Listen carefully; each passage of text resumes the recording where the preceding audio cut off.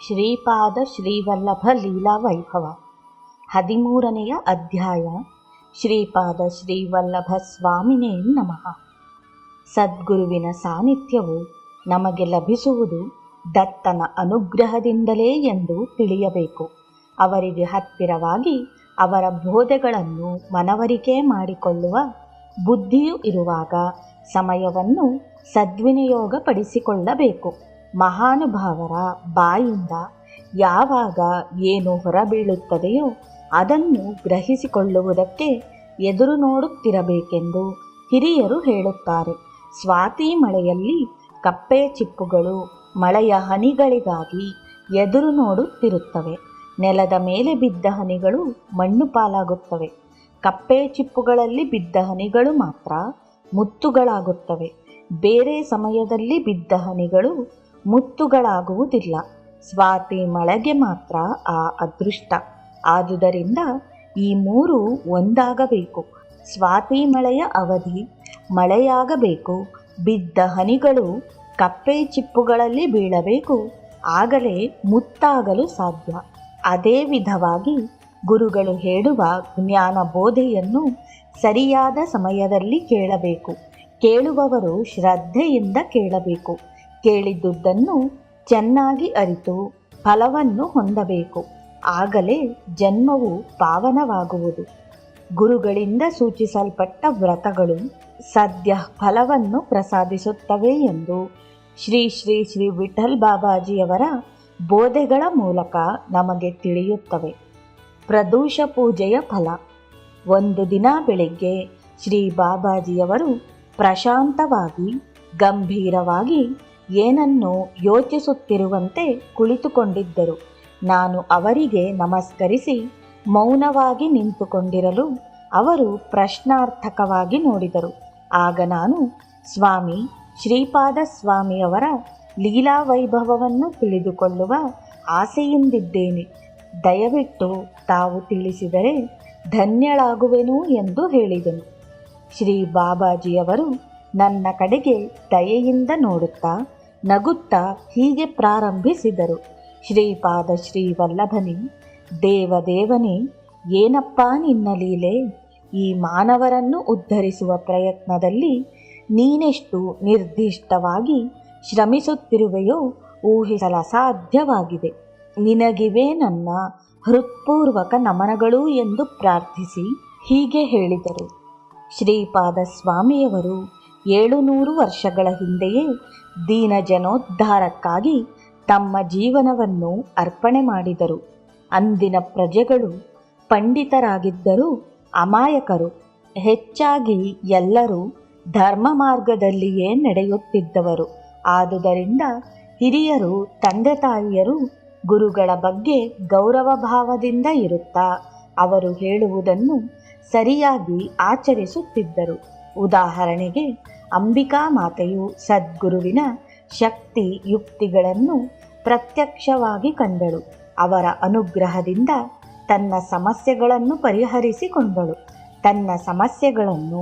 ಪರಿಹರಿಸಿಕೊಂಡಳು. ಅಷ್ಟಕ್ಕೆ ಸುಖಪಡುತ್ತಾ ಕುಳಿತುಕೊಳ್ಳದೆ ಸದ್ಗುರುವು ವಿಧಿಸಿದ ಪ್ರದೋಷ ಪೂಜೆಯನ್ನು ಆ ಮಹಾತಾಯಿಯು ಕಷ್ಟಪಟ್ಟು ಆಚರಿಸಿದಳು. ಎಷ್ಟು ದಿನ ಮಾಡಬೇಕು ಎಂದು ಶ್ರೀಪಾದರನ್ನು ಕೇಳಲಿಲ್ಲ. ಭಕ್ತಿ ಶ್ರದ್ಧೆಗಳಿಂದ ಜೀವಿತಾಂತ್ಯದವರೆಗೂ ಮಾಡಿದಳು. ಹಾಗೆ ಮಾಡಿದುದರಿಂದಲೇ ಮುಂದಿನ ಜನ್ಮದಲ್ಲಿ ಆ ದತ್ತಸ್ವಾಮಿಗೆ ತಾಯಿಯಾದಳು. ಆದರೆ ಈ ದಿನಗಳಲ್ಲಿ ಭಕ್ತರೆಂದು ಬರುವವರೆಲ್ಲರೂ ತಮ್ಮ ಮಕ್ಕಳ ವಿದ್ಯಾಭ್ಯಾಸ, ಉದ್ಯೋಗ, ಮದುವೆಗಳು ನಂತರ ಅವರಿಗೆ ಮಕ್ಕಳು ಬೇಕೆಂದು ಕೋರಿಕೊಳ್ಳುತ್ತಾರೆ. ಈ ಕ್ಷೇತ್ರದಲ್ಲಿ ಶ್ರೀ ದತ್ತಸ್ವಾಮಿಯವರು ಎಲ್ಲವನ್ನೂ ಅನುಗ್ರಹಿಸುತ್ತಿದ್ದಾರೆ. ಎಲ್ಲರಿಗೂ ಎಲ್ಲ ಸುಖಗಳು ಒದಗಿ ಬರುತ್ತಿವೆ.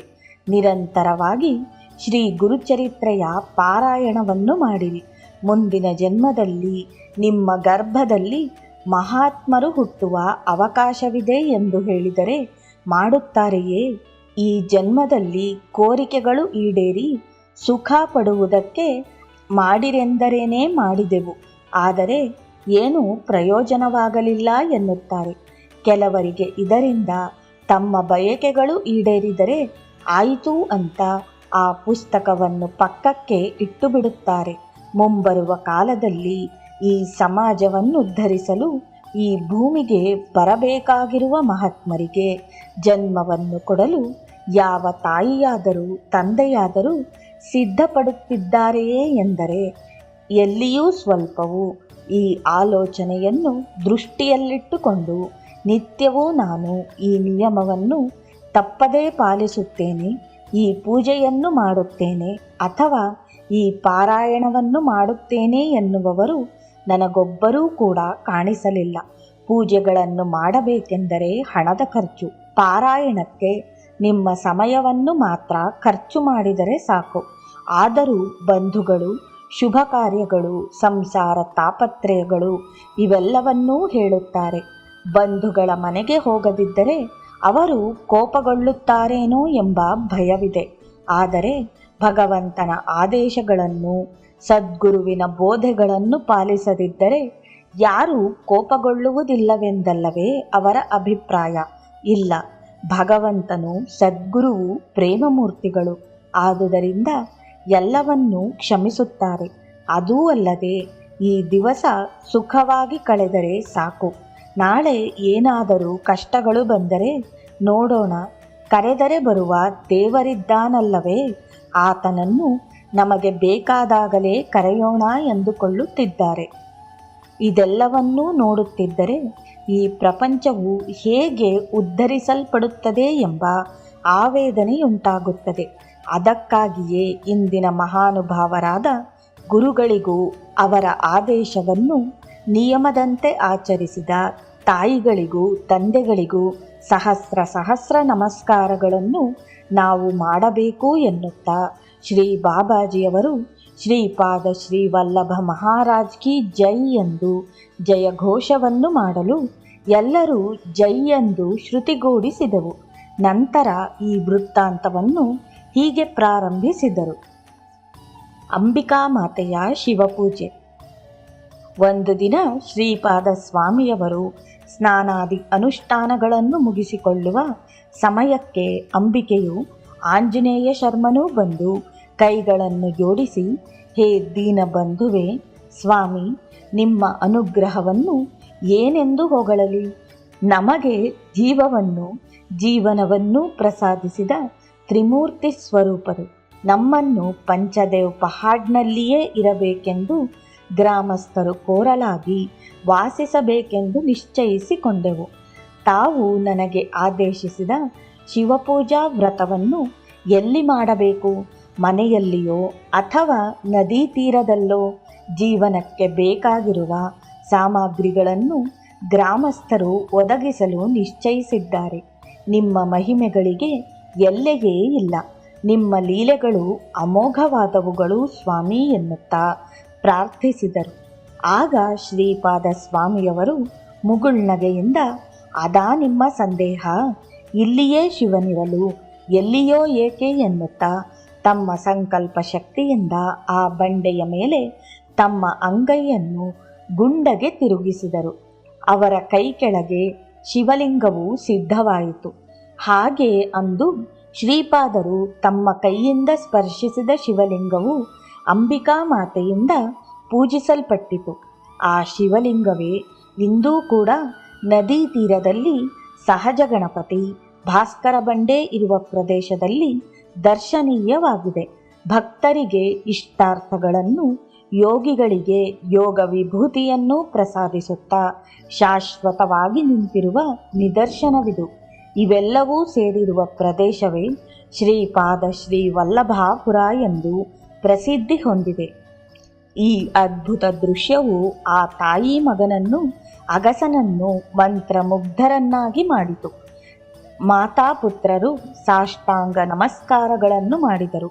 ಅಂದಿನಿಂದ ಪ್ರದೋಷ ಪೂಜೆಯನ್ನು ಪ್ರಾರಂಭಿಸಿದ ಅಂಬಿಕಾ ಮಾತೆಯು ಶ್ರೀಪಾದರ ಆಜ್ಞಾನುಸಾರವಾಗಿ ಮಾಡುತ್ತಲೇ ಇದ್ದಳು.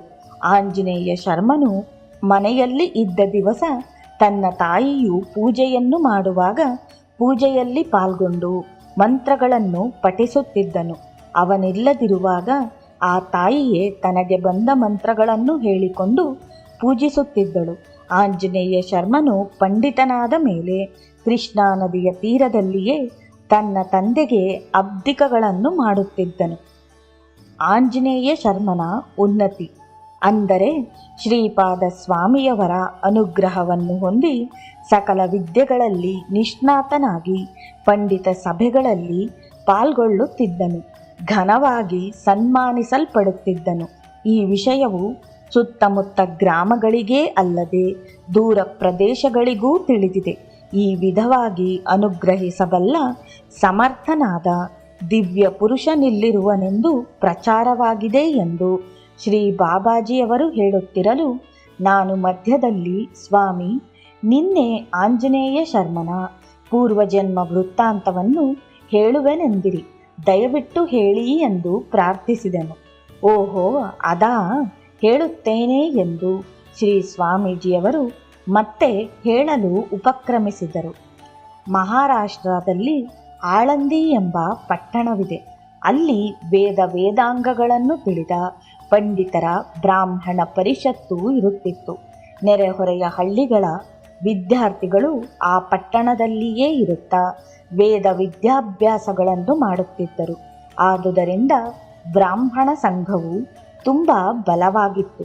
ಅನೇಕ ವಿಷಯಗಳನ್ನು ಈ ಪರಿಷತ್ತಿನವರು ಚರ್ಚಿಸಿ ಧರ್ಮ ನಿರ್ಣಯಗಳನ್ನು ಮಾಡುತ್ತಿದ್ದರು. ಅವರು ನಿರ್ಣಯಿಸಿದ ಮೇಲೆ ಜಾರಿಗೊಳ್ಳಲೇಬೇಕಿತ್ತು. ಆ ಪಟ್ಟಣದಲ್ಲಿಯೇ ಸಿದ್ಧೋಪಂತೆಂಬ ಒಬ್ಬ ಪಂಡಿತನು ಪಾಂಡುರಂಗನ ಭಕ್ತನಾಗಿದ್ದನು. ಆತನಿಗೆ ಒಬ್ಬ ಹೆಣ್ಣು ಮಗಳಿದ್ದಳು. ಅವಳ ಹೆಸರು ರುಕ್ಮಾಬಾಯಿ. ಆ ಊರಿನ ಪಕ್ಕದಲ್ಲಿ ಹರಿಯುವ ನದಿ ತೀರದಲ್ಲಿ ಯಾತ್ರಿಕನಾಗಿ ಬಂದ ವಿಠೋಬಾ ಎಂಬ ಬ್ರಾಹ್ಮಣನು ಎದುರಾಗಲು ಸಿದ್ಧೋಪಂತನು ತನ್ನ ಮನೆಗೆ ಅತಿಥಿಯಾಗಿ ಆಹ್ವಾನಿಸಿದನು. ಆತನು ಅಲ್ಲಿಗೆ ಸ್ವಲ್ಪ ದೂರದಲ್ಲಿರುವ ಆಪೇಗಾಂ ನಿವಾಸಿ. ಆ ಹೊತ್ತು ಅವರ ಮನೆಯಲ್ಲಿ ಊಟ ಮಾಡುತ್ತಿದ್ದರೆ ರುಕ್ಮಾಬಾಯಿಯು ನೋಡಿ ತನ್ನ ತಾಯಿಯೊಂದಿಗೆ ರಾತ್ರಿ ಸ್ವಪ್ನದಲ್ಲಿ ಪಾಂಡುರಂಗನು ಈ ವ್ಯಕ್ತಿಯನ್ನು ತೋರಿಸಿ, ಇವನೇ ನಿನ್ನ ಪತಿ ಎಂದು ಹೇಳಿದನು ಎಂದು ಹೇಳಿದಳು. ಈ ವಿಷಯವನ್ನು ಸಿದ್ಧೋಪಂತನು ವಿಠೋಬಾಗೆ ತಿಳಿಸಲು, ನನಗೂ ಸಹ ಪಾಂಡುರಂಗನು ಸ್ವಪ್ನದಲ್ಲಿ ಹೇಳಿದರಲ್ಲದೆ ವಿವಾಹವನ್ನು ಮಾಡಿಕೊಳ್ಳುವುದಿಲ್ಲವೆನ್ನಲು, ಆಗ ಭಗವಂತನೇ ಅವನಿಗೆ ಸ್ವಪ್ನದಲ್ಲಿ ತಿಳಿಸುತ್ತಾನೆ. ಆಗ ಆತನು ಮದುವೆಗೆ ಒಪ್ಪಿಕೊಳ್ಳುತ್ತಾನೆ. ಸಂಸಾರ ವಿರಕ್ತನಾಗಿ ನಾನು ತೀರ್ಥಯಾತ್ರೆಗಳನ್ನು ಮಾಡುತ್ತಿದ್ದರೆ ಭಗವಂತನೇ ಹೀಗೆ ಮದುವೆ ಮಾಡಿದ್ದೇಕೆ ಎಂದು ವಿಠೋಬ ತುಂಬ ದುಃಖಪಡುತ್ತಾ ಕೆಲ ದಿನಗಳ ನಂತರ ಯಾರಿಗೂ ಹೇಳದೆ ಕಾಶಿಗೆ ಹೋಗಿ ಸನ್ಯಾಸವನ್ನು ತೆಗೆದುಕೊಂಡನು. ಈ ವಿಷಯವು ಆತನ ಗುರುಗಳ ಮೂಲಕ ತಿಳಿದು ರುಕ್ಮಾಬಾಯಿಯು ಆಕೆಯ ತಂದೆ ತಾಯಿಯರೊಡನೆ ಗುರುಗಳ ಜೊತೆಯಲ್ಲಿ ಕಾಶಿಗೆ ಹೋದರು. ಶಿಷ್ಯನಿಗೆ ಬುದ್ಧಿ ಹೇಳಿ ಸಂತಾನವಾಗುವವರೆಗೂ ನೀನು ಗೃಹಸ್ಥಾಶ್ರಮದಲ್ಲಿಯೇ ಇರಬೇಕೆಂದು ಆಜ್ಞಾಪಿಸಿದರು. ಇನ್ನು ವಿಧಿಯಿಲ್ಲದೆ ಆತನು ಗುರುವಾಜ್ಞೆಯ ಮೇರೆಗೆ ಆಳಂದಿಗೆ ಬಂದು ನೆಲೆಸಿದನು. ದೈವ ಕೃಪೆಯಿಂದ ರುಕ್ಮಾಬಾಯಿಯು ಗರ್ಭವತಿಯಾದಳು.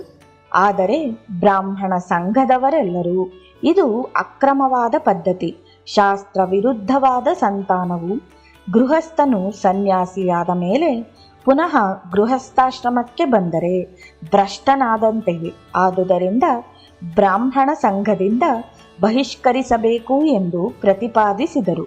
ಅನೇಕ ವೃದ್ಧ ಪಂಡಿತರು ಶಾಸ್ತ್ರ ಸಂಬಂಧಿತ ಚರ್ಚೆಯನ್ನು ಮಾಡಿ ನಂತರ ನಿರ್ಣಯಿಸೋಣವೆಂದು ಹೇಳಿದರೂ ಸಹ ಅವರಲ್ಲಿನ ವಿಶೋಭಾ ಪಂಡಿತನು ಮಾತ್ರ ಏನೇ ಇದ್ದರೂ ಬಹಿಷ್ಕರಿಸಿದ ನಂತರವೇ ಅವರನ್ನು ಹೊರಗಟ್ಟಬೇಕೆಂದು ಪಟ್ಟಣದ ಎಲ್ಲ ಕಡೆಯಲ್ಲಿಯೂ ಈ ವಿಷಯವನ್ನು ಡಂಗೂರ ಸಾರಬೇಕೆಂದು ಚೆನ್ನಾಗಿ ಪಟ್ಟು ಹಿಡಿದು ಸಾಧಿಸಿ ಈ ನಿರ್ಣಯವನ್ನು ಮಾಡಿಸಿದನು.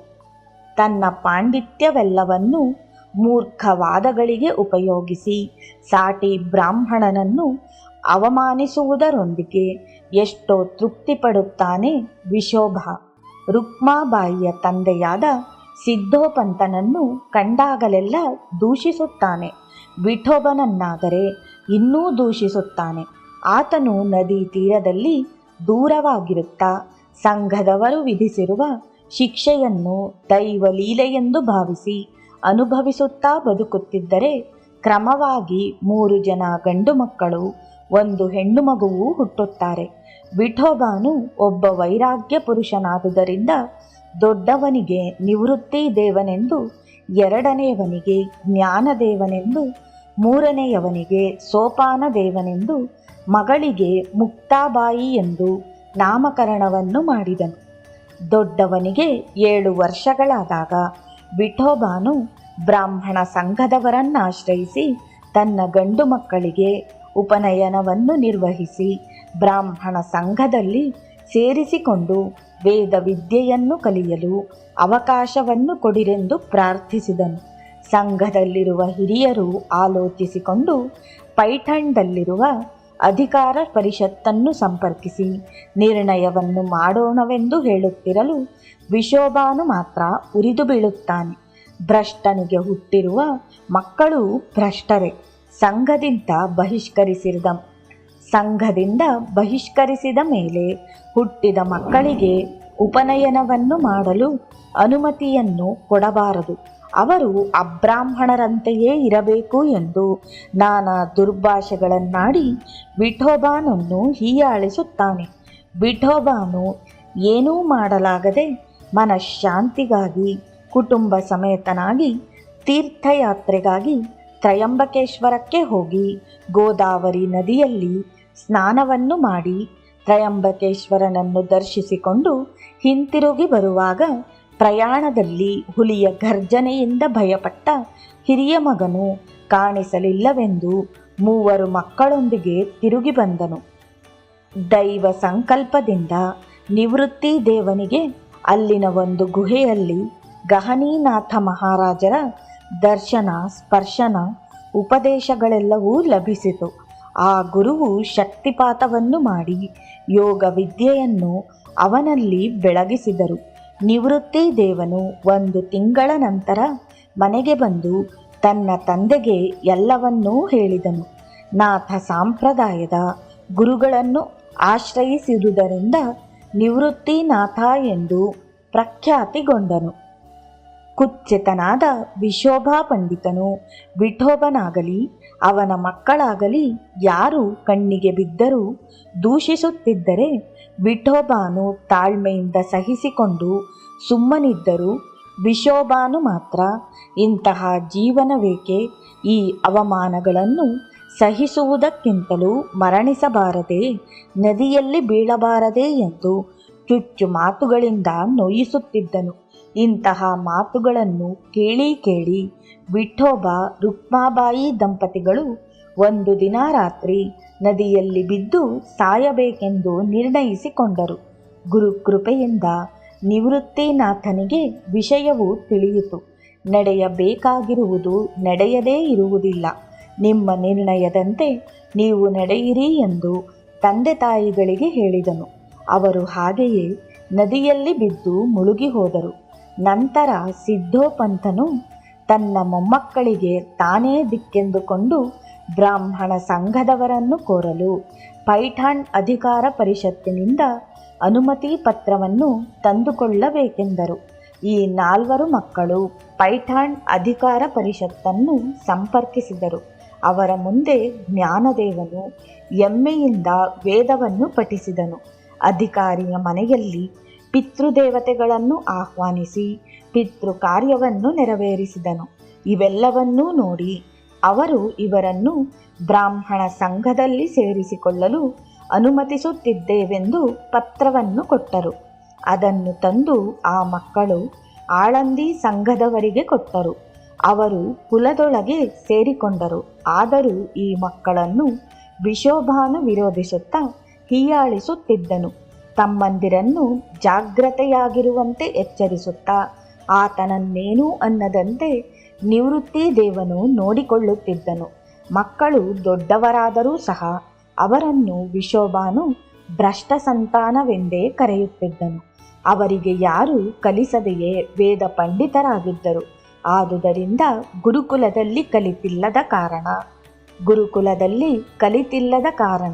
ಅವರು ವೇದೋಚ್ಚಾರಣೆಯನ್ನು ಮಾಡಬಾರದೆಂದು ವಿಶೋಬಾನು ತನ್ನ ತಿಳುವಳಿಕೆಯನ್ನೆಲ್ಲವನ್ನು ಆ ಕುಟುಂಬವನ್ನು ಹೀಯಾಳಿಸುವುದಕ್ಕೆ ಉಪಯೋಗಿಸುತ್ತಿದ್ದನು. ಒಂದು ದಿನ ವಿಶೋಬಾನು ಮುಕ್ತಾಬಾಯಿಯು ರೊಟ್ಟಿಯನ್ನು ಮಾಡುತ್ತಿದ್ದ ಮಣ್ಣಿನ ಹೆಂಚನ್ನು ಮುರಿದು ಹಾಕಿದನು. ಆಗ ಜ್ಞಾನದೇವನು ತನ್ನ ಬೆನ್ನಿನ ಮೇಲೆಯೇ ರೊಟ್ಟಿಯನ್ನು ಸುಡುವಂತೆ ಹೇಳಿದನು. ಜ್ಞಾನದೇವನ ಬಾಯಿಂದ ಬೆಂಕಿಯು ಹೊರಬರುತ್ತಿರಲು ಮುಕ್ತಾಬಾಯಿಯು ಆತನ ಬೆನ್ನಿನ ಮೇಲೆ ರೊಟ್ಟಿಗಳನ್ನು ತಯಾರಿಸಿದಳು. ಇದನ್ನು ನೋಡಿದ ವಿಶೋಬಾನು ಜ್ಞಾನದೇವನ ಪಾದಗಳನ್ನು ಹಿಡಿದುಕೊಂಡು ಕ್ಷಮಿಸೆಂದು ಕೋರಿದನು. ಇವರ ಬಗ್ಗೆ ಅವನು ಮಾಡಿದ ಅಪರಾಧಗಳನ್ನು ನೆನೆದು ಪಶ್ಚಾತ್ತಾಪಪಟ್ಟನು. ಆಗ ಜ್ಞಾನದೇವನು ವಿಶೋಬಾನೊಂದಿಗೆ ಮಾಡಿದ ಕರ್ಮಗಳನ್ನು ಅನುಭವಿಸಲೇಬೇಕಲ್ಲವೇ? ನೀನು ಇತರರಿಗೆ ಎಷ್ಟು ಕೇಡನ್ನು ಮಾಡಬೇಕೆಂದು ಸಂಕಲ್ಪಿಸಿರುವೆಯೋ ಅವೆಲ್ಲವನ್ನು ಮುಂದಿನ ಜನ್ಮದಲ್ಲಿ ಅನುಭವಿಸುವೆ. ಕೊನೆಗೆ ಈಗ ಪಶ್ಚಾತ್ತಾಪಪಟ್ಟಿರುವ ಕಾರಣದಿಂದ ಆ ಜನ್ಮದಲ್ಲಿ ಸದ್ಗುರುವಿನ ದರ್ಶನದಿಂದ ವಿದ್ಯಾಲಾಭವು ಪ್ರಾಪ್ತಿಯಾಗುತ್ತದೆ. ಅಹಂಕಾರವು ಎಂದಿಗಾದರೂ ಪತನಕ್ಕೆ ದಾರಿಯಾಗುತ್ತದೆ ಎಂದು ಹೇಳಿದನು. ತನ್ನನ್ನು ಆಧರಿಸಿ ಗುರುವಿನಂತೆ ಉಪದೇಶವನ್ನು ಕೊಡಬೇಕೆಂದು ಬೇಡಿದನು. ಆಗ ಜ್ಞಾನದೇವನು ಮುಕ್ತಾಬಾಯಿಯಿಂದ ಉಪದೇಶವನ್ನು ಕೊಡಿಸಿದನು. ಅಂದಿನಿಂದ ವಿಶೋಬಾನು ಬದಲಾಗಿ ಜ್ಞಾನೇಶ್ವರ ಮಹಾರಾಜರು ಸಮಾಧಿಯಾದರೂ ಸಹ ಕೊನೆಯುಸಿರಿರುವವರೆಗೂ ಗುರು ಸೇವೆಯನ್ನು ಮರೆಯದೆ ಮಾಡಿದನು. ಆದುದರಿಂದಲೇ ಅಂದಿನ ವಿಶೋಬಾನು ಈ ಆಂಜನೇಯ ಶರ್ಮನಾಗಿ ಹುಟ್ಟಿ ಅನೇಕರಿಂದ ಅವಮಾನಿಸಲ್ಪಟ್ಟು ಆ ಕರ್ಮಗಳೆಲ್ಲವನ್ನೂ ತೀರಿಸಿಕೊಂಡು ಗುರುಕೃಪೆಗೆ ಪಾತ್ರನಾದನು ಎಂದು ಶ್ರೀ ಬಾಬಾಜಿಯವರು ಹೇಳಿದರು. ಅಷ್ಟೇ ಅಲ್ಲದೆ ಅವರವರ ಅನುಭವಗಳನ್ನನುಸರಿಸಿ ಅವರವರ ಪೂರ್ವ ಕರ್ಮಗಳನ್ನು ಅವರೇ ತಿಳಿದುಕೊಳ್ಳಬಹುದು. ಧೈರ್ಯ ಸ್ಥೈರ್ಯಗಳಿಂದ ಅವುಗಳನ್ನು ಅನುಭವಿಸುತ್ತಾ ಎಲ್ಲರಿಗೂ ಒಳ್ಳೆಯದನ್ನೇ ಬಯಸುತ್ತಾ ಜೀವನವನ್ನು ಬೆಳಗಿಸಿಕೊಳ್ಳಬಹುದು. ಎಲ್ಲವೂ ನಿಮ್ಮ ಹಣೆಬರಹವಲ್ಲ, ನಿಮ್ಮ ಕರ್ಮಗಳು ಎಂದು ಮುಗಿಸಿದರು. ಇದನ್ನು ಕೇಳಿದ ನಾವೆಲ್ಲರೂ ನಾವು ಎಷ್ಟು ಜಾಗ್ರತೆಯಿಂದ ಮಾತನಾಡಬೇಕೋ ಎಂಬ ಕರ್ಮದಲ್ಲಿನ ಮರ್ಮಗಳನ್ನು ಶ್ರೀ ಬಾಬಾಜಿಯವರು ಹೇಳಿದ ಹಾಗೆ ನಮಗೆ ಹೇಳುವವರು ಯಾರು? ಮಹಾತ್ಮರ ಸನ್ನಿಧಿಯು ಲಭಿಸದಿದ್ದರೆ ಈ ವಿಷಯಗಳು ತಿಳಿಯುವುದಿಲ್ಲ ಎಂಬ ಸತ್ಯ ದರ್ಶನವನ್ನು ಮಾಡಿದೆವು. ಮತ್ತೊಂದು ದಿನ ಶ್ರೀ ವಿಠ್ಠಲ್ ಬಾಬಾಜಿಯವರು ಕುಳಿತುಕೊಂಡಿರುವ ಸಂದರ್ಭದಲ್ಲಿ ಅವರಿಗೆ ನಮಸ್ಕರಿಸಿಕೊಂಡು, ಸ್ವಾಮಿ, ಶ್ರೀಪಾದ ವಲ್ಲಭರು ಮಾಡಿದ ಬೋಧನೆಗಳಿಂದ ಯಾರು ಯಾರು ಹೇಗೆ ಲಾಭವನ್ನು ಪಡೆದರು ವಿವರವಾಗಿ ಹೇಳಿದರೆ ಅದರಿಂದ ನಮ್ಮ ಸಾಧನೆಯಲ್ಲಿನ ಲೋಪಗಳನ್ನು ಸರಿಪಡಿಸಿಕೊಳ್ಳಲು ಒಂದು ಅವಕಾಶವು ಸಿಗುತ್ತದೆ ಎಂದು ಪ್ರಾರ್ಥಿಸಿದೆವು. ಶ್ರೀ ಬಾಬಾಜಿಯವರು ಹೀಗೆ ಪ್ರಾರಂಭಿಸಿದರು. ಲೋಪಗಳು ಎಂಬುವುದು ಸ್ಥೂಲವಾಗಿ ಕೆಲವು, ಸೂಕ್ಷ್ಮವಾಗಿ ಕೆಲವು ಪ್ರತಿ ಸಾಧಕನಲ್ಲಿಯೂ ಇರುತ್ತವೆ. ಅವುಗಳನ್ನು ಸಂದರ್ಭಾನುಸಾರವಾಗಿ ಸರಿಪಡಿಸಿಕೊಳ್ಳಬೇಕು. ಎಂತಹ ಒರಟಾದ ಕಲ್ಲಾದರೂ ಶಿಲ್ಪಿಯ ಉಳಿ ಮತ್ತು ಸುತ್ತಿಗೆಯ ಏಟುಗಳನ್ನು ತಿನ್ನುತ್ತಾ ತಿನ್ನುತ್ತಾ ಸುಂದರ ವಿಗ್ರಹವಾಗಬಲ್ಲದು. ಸಾಧಕರಿಗೆ ಗುರು ಬೋಧೆಯು ಒಂದು ಬಾರಿಗೆ ಮನವರಿಕೆಯಾಗದಿದ್ದರೂ ಕೇಳುತ್ತಾ ಕೇಳುತ್ತಾ ಮನಸ್ಸಿಗೆ ಬರಬೇಕು. ಅಯಸ್ಕಾಂತದಿಂದ ಆಕರ್ಷಿಸಲ್ಪಟ್ಟ ಕಬ್ಬಿಣದ ಚೂರು ಅಯಸ್ಕಾಂತವಾಗಿ ಮಾರ್ಪಡುತ್ತದೆ. ಅದು ಕೂಡ ಕಬ್ಬಿಣವನ್ನು ಆಕರ್ಷಿಸುತ್ತದೆ. ಆ ವಿಧವಾಗಿಯೇ ಪದೇ ಪದೇ ಕೇಳುತ್ತಿದ್ದರೆ ಯಾವುದೋ 4 ವಾಕ್ಯಗಳು ಮನಸ್ಸಿಗೆ ಬರುತ್ತದೆಂದು ಯಾವಾಗಲೂ ಪುರಾಣವನ್ನು ಕೇಳುತ್ತಿರುತ್ತಾರೆ. ಕೆಲವರು ಏನನ್ನೂ ಕೇಳದಿದ್ದರೂ ಅಲ್ಲಿಗಲ್ಲಿಗೆ ಬಿಟ್ಟು ಬಿಡುತ್ತಾರೆ. ಮತ್ತೆ ಕೆಲವರಿಗೆ ಮೊದಲು ಯಾವಾಗಲೋ ಕೇಳಿ ಮರೆತು ಹೋಗಿರುವ ವಿಷಯಗಳು ನೆನಪಿಗೆ ಬಂದು ಒಳ್ಳೆಯ ಮಾರ್ಗದೊಳಗೆ ಮನಸ್ಸನ್ನು ತಿರುಗಿಸಿಕೊಳ್ಳುತ್ತಾರೆ. ಹಾಗೆಯೇ ಪಂಚದೇವ್ ಪಹಾಡ್ ಗ್ರಾಮದ ಹಿರಿಯ ಬ್ರಾಹ್ಮಣೋತ್ತಮನಾದ ಶ್ರೀರಾಮಾಚಾರ್ಯರೆಂಬುವವರು ಈ ವಿಧವಾಗಿ ಶ್ರೀಪಾದ ಶ್ರೀ ವಲ್ಲಭ ಸ್ವಾಮಿಯವರ ದರ್ಶನ, ಸಂಭಾಷಣೆ, ಬೋಧೆಗಳಿಂದ ಮರೆತು ಹೋಗಿದ್ದ ಬಾಲ್ಯದ ಗುರುಬೋಧೆಗಳನ್ನು ಪುನಃ ಮನನ ಮಾಡಿಕೊಂಡು ಅವುಗಳನ್ನು ಬೆಳೆಸಿಕೊಂಡು ಆಚರಣೆಯಲ್ಲಿಟ್ಟುಕೊಂಡನು. ಈಗ ಆ ವಿಷಯವನ್ನೇ ಹೇಳುತ್ತೇನೆ ಕೇಳಿ. ಅವರ ಧರ್ಮಾಚರಣೆಯು ಎಷ್ಟಾಗಿ ಬೆಳೆದಿತ್ತೆಂದರೆ, ಶ್ರೀಪಾದ ಶ್ರೀವಲ್ಲಭ ಸ್ವಾಮಿಗಳಿಗಾಗಿ ಯಾರು ಬಂದರೂ ಆ ರಾಮಾಚಾರ್ಯರಿಗೆ ಸ್ವಲ್ಪ ಸೇವೆಯನ್ನಾದರೂ ಮಾಡಬೇಕೆನಿಸುತ್ತಿತ್ತು. ಗುರು ಸೇವೆಯೆಂದರೆ ಗುರು ಭಕ್ತರ ಸೇವೆಯೇ, ಭಗವಂತನ ಸೇವೆಯೆಂದರೆ ಭಗವದ್ಭಕ್ತರ ಸೇವೆಯೇ. ಈ ರಹಸ್ಯವನ್ನು ತಿಳಿದು ಆಚರಿಸಿದರೆ ಭಗವಂತನ ಕರುಣೆ ಮತ್ತು ಪ್ರೀತಿಗೆ ಪಾತ್ರರಾಗುತ್ತೇವೆ. ಹೇ ತ್ರಿಮೂರ್ತಿ ಸ್ವರೂಪನೇ, ಆದಿ ಮಧ್ಯಾಂತರಹಿತನೇ, ಮಾಯಾ ಮಾನುಷ ರೂಪನೇ, ಶ್ರೀಪಾದರಾಯನೇ, ನಿನ್ನ ನಿರ್ಮಲವಾದ ಪ್ರೀತಿಯನ್ನು ನಮಗೆ ಸ್ವಲ್ಪ ಹಂಚಿ ನಿನ್ನ ಬೋಧೆಗಳು ಲೀಲೆಗಳು ನಮಗೆ ದರ್ಶನ ಮಾಡಿಸಿ ಧನ್ಯರನ್ನಾಗಿ ಮಾಡು. ನಿನ್ನ ಪಾದಾರವಿಂದಗಳಿಗೆ ಅನೇಕ ಕೋಟಿ ನಮಸ್ಕಾರಗಳು ಎಂದು ಪ್ರಾರ್ಥಿಸಿ ಬಾಬಾಜಿಯವರು ಮತ್ತೆ ಹೀಗೆ ಹೇಳತೊಡಗಿದರು. ಪಂಚದೇವ ಪಹಾಡ್ ಗ್ರಾಮದಲ್ಲಿ ನರಸಿಂಹಸ್ವಾಮಿಯವರ ಆಲಯ ಸಮೀಪದಲ್ಲಿ ಕೆಲ ಹಿರಿಯರು ಸೇರಿ ನಿತ್ಯವೂ ಊರಿನವರ ವಿಷಯಗಳನ್ನು ಬೇರೆ ಊರಿನವರ ವಿಷಯಗಳನ್ನು ಚರ್ಚಿಸುತ್ತಾ ಸಂಜೆಯ ಸಮಯದಲ್ಲಿ ಕಾಲಕ್ಷೇಪವನ್ನು ಮಾಡುವುದು ಅವರ ರೂಢಿಯಾಗಿತ್ತು. ಶ್ರೀಪಾದ ಸ್ವಾಮಿಯವರು ಕುರುವಪುರಕ್ಕೆ ಬಂದಿರುವುದು, ಅವರನ್ನು ಯಾರೂ ಗಮನಿಸದೇ ಹೋದದ್ದು, ಗೋಕರ್ಣ ಯಾತ್ರಾ ಬೃಂದದವರ ಮೂಲಕ ಶ್ರೀಪಾದ ಸ್ವಾಮಿಯವರ ಮಹಿಮೆಗಳು ಗೊತ್ತಾಗಿರುವುದು, ಇವೆಲ್ಲವನ್ನು ಅವರ ಪೂರ್ವ ಪುಣ್ಯವಾಗಿ ಭಾವಿಸಿಕೊಳ್ಳುತ್ತಿದ್ದರು. ಇದು ಹೀಗಿರಬೇಕಾದರೆ ಪರಮಾಶ್ಚರ್ಯವೆಂದರೆ ಆಂಜನೇಯ ಶರ್ಮನು ವಿದ್ಯಾವಂತನಾಗಿರುವುದು. ಇದೇನು ಚಮತ್ಕಾರ! ಇಂತಹ ಮಹಾನುಭಾವನ ಸನ್ನಿಧಿಯು ನಮಗೆ ಲಭಿಸಿರುವುದು ನಾವು ಮಾಡಿಕೊಂಡಿರುವ ಪುಣ್ಯದಿಂದಲ್ಲದೆ ಮತ್ತೇನು? ಹೀಗೆ ಚರ್ಚೆಯನ್ನು ಮಾಡಿಕೊಳ್ಳುತ್ತಿರುವಾಗ ಇದನ್ನು ಕೇಳಿ ಆ ಕಡೆ ಹೋಗುತ್ತಿದ್ದ ಶ್ರೀರಾಮಾಚಾರ್ಯರು ಅಲ್ಲಿಗೆ ಬಂದರು. ಎಲ್ಲರೂ ಅವರಿಗೆ ನಮಸ್ಕರಿಸಿ ಗೌರವದಿಂದ ಸೂಚಿಸಿದ ಸ್ಥಳದಲ್ಲಿ ಕುಳಿತುಕೊಂಡು, ನಾನು ಗುರುಕುಲದಲ್ಲಿ ಓದುತ್ತಿದ್ದ ಕಾಲದಲ್ಲಿ ಹಿರಿಯರಿಂದ ತಿಳಿದುಕೊಂಡ ವಿಷಯವು ನೆನಪಿಗೆ ಬರುತ್ತಿದೆ, ಹೇಳುತ್ತೇನೆ ಕೇಳಿ. ಅದನ್ನು ಕೇಳಿದರೆ ನಿಮಗೂ ಈ ಮಹಾತ್ಮನ ತತ್ವವು ಅರ್ಥವಾಗುತ್ತದೆ. ಯಾರಿಗೆ ಗುರುಮುಖೇನ ಜ್ಞಾನ ಬೋಧೆಯು ಲಭಿಸುವುದೋ ಅವನ ಜನ್ಮವು ಧನ್ಯ. ಅವನಿಗೆ ಈ ಪ್ರಪಂಚವು ಒಂದೇ ಕುಟುಂಬದಂತೆ ಅನ್ನಿಸುತ್ತದೆ. ಗುರುಸ್ಮರಣೆಯಿಂದಲೇ ಗುರುವಿನೊಂದಿಗೆ ತದಾತ್ಮ್ಯ ಸ್ಥಿತಿಯನ್ನು ಹೊಂದಿದವನು ನಂತರ ವಿಶ್ವದೊಂದಿಗೆ ತದಾತ್ಮ್ಯ ಸ್ಥಿತಿಯನ್ನು ಹೊಂದಬಲ್ಲನು. ಈ ಏಕತ್ವ ಭಾವವನ್ನು ಎಷ್ಟಾಗಿ ಅನುಭವಿಸುತ್ತಾನೆಂದರೆ ತನ್ನ ಅನುಭವವನ್ನು ಹೇಳುವುದಕ್ಕೆ ಅವನೊಳಗೆ ಭೇದ ಭಾವವಿರುವುದಿಲ್ಲ. ಉರಿದು ಹೋದ ಕರ್ಪೂರವು ಎಲ್ಲರಿಗೂ ಕಾಂತಿಯನ್ನು ಕೊಟ್ಟು ಉಳಿಯದೇ ಹೋಗುವಂತೆ ಸಾಧಕನಾದ ಸದ್ಗುರು ಶಿಷ್ಯನು ಮೋಕ್ಷ ಪದವಿಯನ್ನೂ ಸಹ ತ್ಯಜಿಸಿ ಸೇವಕನಾಗಿಯೇ ಇರಬೇಕೆಂದು ಬಯಸುವನು. ಭಗವಂತನೇ ಎಲ್ಲ ಕಡೆಯಲ್ಲಿಯೂ ಇರುವಂತೆ ಅನುಭವವನ್ನು ಹೊಂದುತ್ತಾನೆ. ಈ ವಿಧವಾದ ಅನುಭವವನ್ನು ಹೊಂದಿದ ಗುರುದೇವನು ಯಾವ ಶಿಷ್ಯನಿಗೆ ಲಭಿಸುವನೋ ಆ ಶಿಷ್ಯನು ಧನ್ಯ. ಆತನು ಗುರುದೇವನ ಆಶ್ರಯದೊಂದಿಗೆ ಸಮರ್ಥವಂತವಾದ ಶಿಕ್ಷಣವನ್ನು ಹೊಂದಿ ತನ್ನ ಭಾರವನ್ನೆಲ್ಲ ಗುರುವಿಗೆ ಒಪ್ಪಿಸಿದರೆ ಅವನ ಜವಾಬ್ದಾರಿಯನ್ನು ಗುರುವೇ ನೋಡಿಕೊಳ್ಳುವನು. ಮಾರ್ಜಾಲ ಕಿಶೋರ ನ್ಯಾಯದಂತೆ ಆ ಶಿಷ್ಯನು ಶರಣಾಗತಿ ತತ್ವವನ್ನನುಸರಿಸಿ ಗುರುವಿನ ಪಾದದ ಬಳಿ ಶರಣು ಹೊಂದುವವರೆಗೆ ಅವನ ಕರ್ತವ್ಯವು. ಸುರಕ್ಷಿತ ಸ್ಥಳವನ್ನು ಹುಡುಕಿ ಬೆಕ್ಕು ತನ್ನ ಮರಿಗಳನ್ನು ಬಾಯಿಯಿಂದ ಕಚ್ಚಿಕೊಂಡು ಹೋಗಿ ಸೇರಿಸುವಂತೆ ಶಿಷ್ಯನ ಜ್ಞಾನ ರಕ್ಷಣಾ ಭಾರವನ್ನು ಗುರುವು ವಹಿಸುವನು.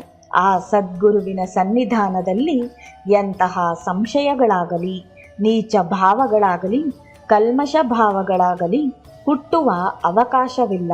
ಆ ಗುರುದೇವನ ಸನ್ನಿಧಿಯಲ್ಲಿ ಸದ್ಗುರುವಿನ ಕೃಪೆಯಿಂದ ಎಷ್ಟು ಅವಕಾಶವಿದ್ದರೆ ಅಷ್ಟಾಗಿ ಬೆಳೆಯುತ್ತಾನೆ.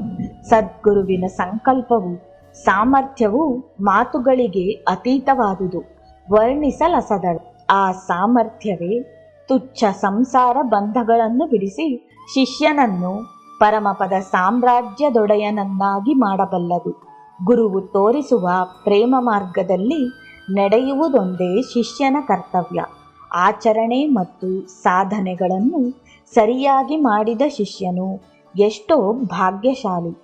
ಅವನಿಗೆ ವೈರಾಗ್ಯವು, ಸನ್ಯಾಸವು ಅನುಭವದ ಮೂಲಕ ಅಪ್ರಯತ್ನವಾಗಿಯೇ ಲಭಿಸುವ ಆಭರಣಗಳಂತೆ ಇರುತ್ತವೆ.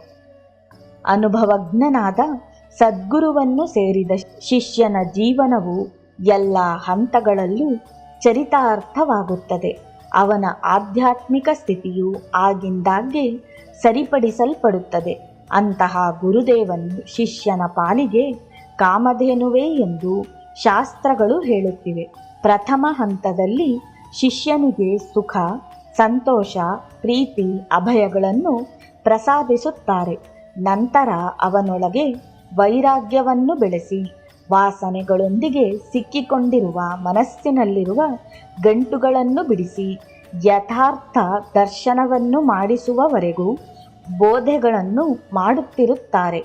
ಜ್ಞಾನವನ್ನು ಅವನಲ್ಲಿ ಸ್ಥಿರಗೊಳಿಸಿ ಶರೀರವೆಂಬ ಕ್ಷೇತ್ರದಲ್ಲಿ ಭಕ್ತಿ, ಪ್ರೀತಿ ಎಂಬ ಬೆಳೆಗಳನ್ನು ಬೆಳೆಸಿ ಧರ್ಮ ಸ್ಥಾಪನೆಗೂ ಸಮಾಜ ಹಿತ ಕಾರ್ಯಗಳಿಗೂ ವಿನಿಯೋಗಿಸುತ್ತಾರೆ. ನದಿಯು ಸಮುದ್ರವನ್ನು ಸೇರಿದಾಗ ತನ್ನ ಇರುವಿಕೆ ಕಳೆದುಕೊಂಡು ಸಮುದ್ರವೆಂದು ಕರೆಯಲ್ಪಡುವ ಹಾಗೆ ಶಿಷ್ಯನು ತನ್ನ ಇರುವಿಕೆಯನ್ನು ಮರೆಯುವ ಸ್ಥಿತಿಗೆ ತಲುಪುವವರೆಗೆ ಗುರುಗಳ ಕರ್ತವ್ಯವು ಇದ್ದೇ ಇರುತ್ತದೆ. ಆಗಲೇ ಅವರು ಸದ್ಗುರುಗಳಾಗುತ್ತಾರೆ.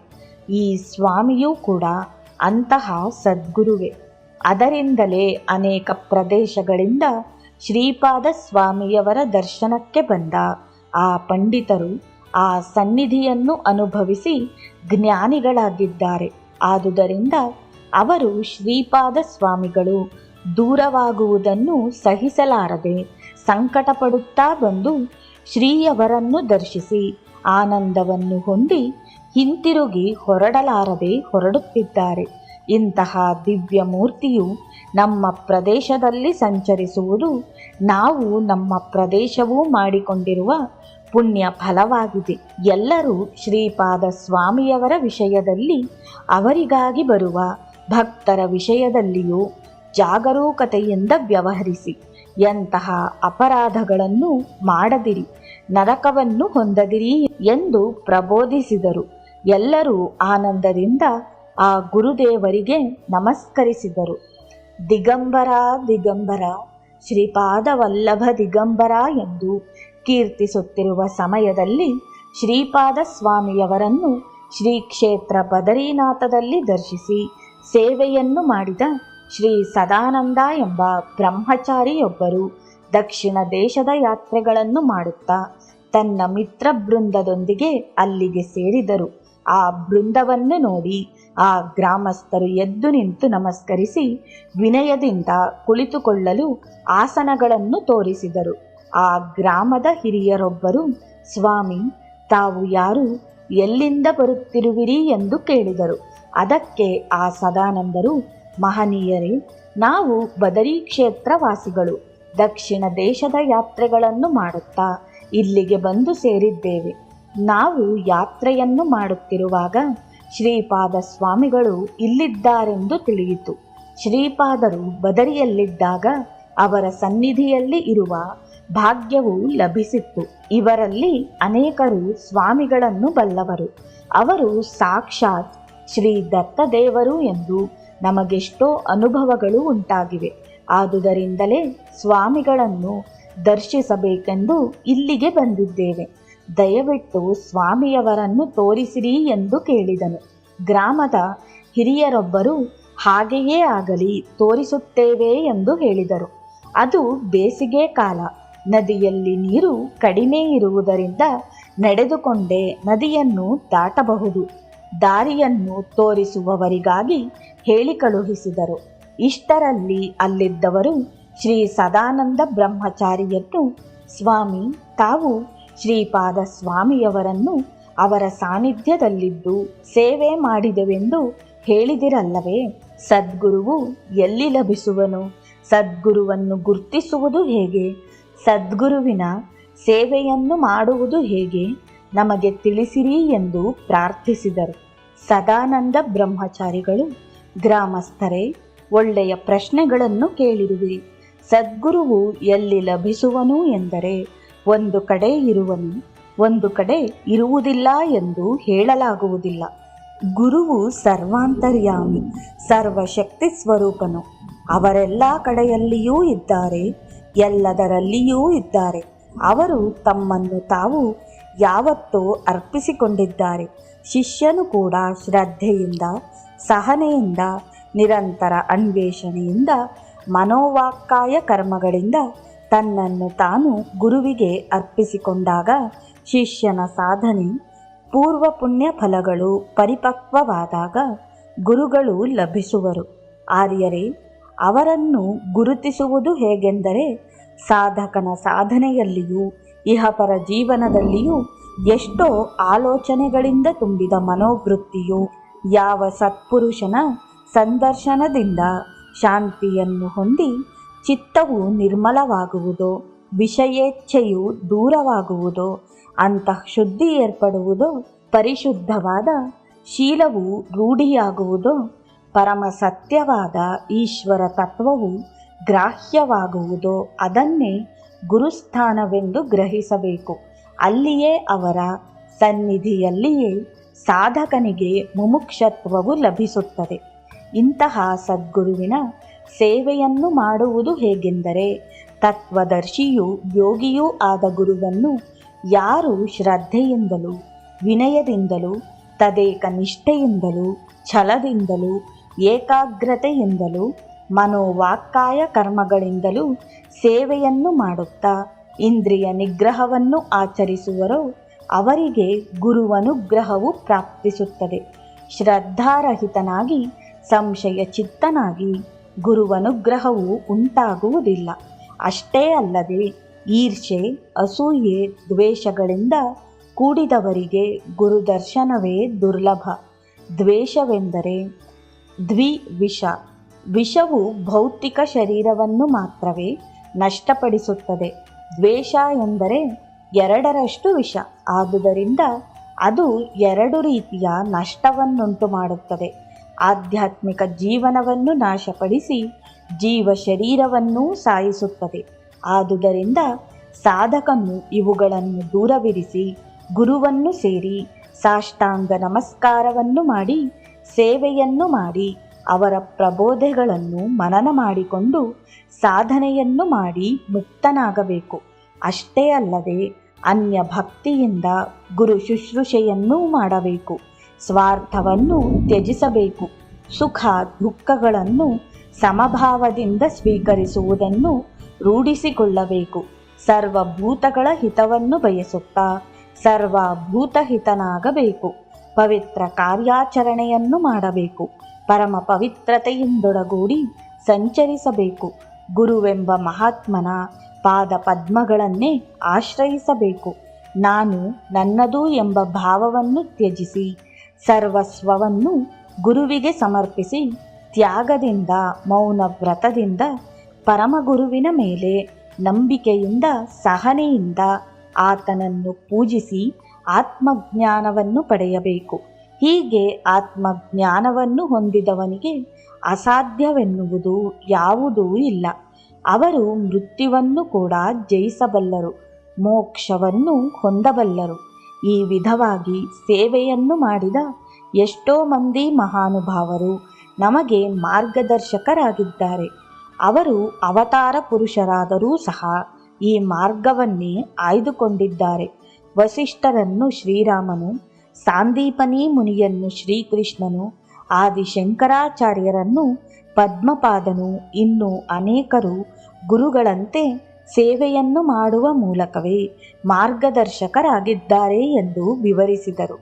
ಅಷ್ಟು ಹೊತ್ತಿಗೆ ನದಿಯನ್ನು ದಾಟಿಸುವವರು ಬರಲಾಗಿ ಅವರ ಜೊತೆಗೂಡಿ ಕೃಷ್ಣಾ ನದಿಯನ್ನು ದಾಟಿ ಕುರುವಪುರವನ್ನು ಸೇರಿಕೊಂಡರು. ಅವರೆಲ್ಲರೂ ಅಂದಿನ ಸಾಯಂಕಾಲದ ಸ್ನಾನಾದಿ ಅನುಷ್ಠಾನಗಳನ್ನು ಮುಗಿಸಿಕೊಂಡರು. ಶ್ರೀಪಾದ ಸ್ವಾಮಿಯವರಿರುವ ಸ್ಥಳಕ್ಕೆ ಹೋಗಿ ಅವರನ್ನು ಸಂದರ್ಶಿಸಿ ಎಲ್ಲರೂ ಸಾಷ್ಟಾಂಗ ನಮಸ್ಕಾರಗಳನ್ನು ಮಾಡಿದರು. ಶ್ರೀಪಾದ ಸ್ವಾಮಿಯವರು ಪರಿಚಯವಿದ್ದವರನ್ನು ಮುಗುಳ್ನಗೆಯಿಂದ ಮಾತನಾಡಿದರು. ಪರಿಚಯವಿಲ್ಲದವರನ್ನು ಸದಾನಂದರು ಪರಿಚಯಿಸಿದರು. ಎಲ್ಲರೂ ಶ್ರೀಪಾದರನ್ನು ಕುರಿತು ಹೀಗೆ ಸ್ತುತಿಸಿದರು. ದೇವಾದಿದೇವನೇ, ಸದ್ಗುರು ಮೌಳಿಯೇ, ನಿಮ್ಮ ಲೀಲೆಗಳು ಅನಂತಗಳು. ಬ್ರಹ್ಮ, ವಿಷ್ಣು, ಮಹೇಶ್ವರ ಎಂಬ ನಾಮರೂಪಗಳಿಂದ ಸೃಷ್ಟಿ, ಸ್ಥಿತಿ, ಲಯಗಳನ್ನು ಮಾಡುತ್ತಾ ಅವುಗಳಿಗೆ ಅತೀತವಾಗಿ ನಿನ್ನ ಸ್ವಯಂ ಪ್ರಕಾಶ ಶಕ್ತಿಯಿಂದ ಸಕಲವನ್ನೂ ನಿರ್ವಹಿಸುತ್ತಿರುವೆ. ನೀನು ಸಕಲ ಕಾರ್ಯಕಾರಣ ಸ್ವರೂಪನು, ಮಹಾಕಾರಣನು, ವಿಶ್ವಸ್ವರೂಪನು. ಶರೀರಕ್ಕಿಂತಲೂ ಅವಯವಗಳು ಬೇರೆಯಲ್ಲ ಎಂಬಂತೆ ಈ ವಿಶ್ವಕ್ಕಿಂತಲೂ ನೀನು ಅನ್ಯನಲ್ಲ. ನಮ್ಮ ಕಣ್ಣಿಗೆ ಕಾಣುವ ಎಲ್ಲ ಪ್ರಾಣಿಗಳು ನಿನ್ನ ರೂಪವೇ. ಓ ಸಚ್ಚಿದಾನಂದ ಮೂರ್ತಿಯೇ, ನಿನ್ನ ಸ್ಮರಣೆಯೊಂದೇ ನಮಗೆ ತರುಣೋಪಾಯವಾಗಿ ನಮ್ಮನ್ನಿಲ್ಲಿಗೆ ಕರೆತಂದಿದೆ. ನಮ್ಮಲ್ಲಿ ದಕ್ಷಿಣ ದೇಶದ ಯಾತ್ರೆಯನ್ನು ಮಾಡಬೇಕೆಂಬ ಸಂಕಲ್ಪವುಂಟಾಗಿ ಗೋಕರ್ಣ ಕ್ಷೇತ್ರವನ್ನು ಸೇರಿ ಗೋವಿಂದ ಭಟ್ಟರ ಪ್ರವಚನದಿಂದ ನಿನ್ನ ದರ್ಶನ ಭಾಗ್ಯವೂ ಉಂಟಾಯಿತು.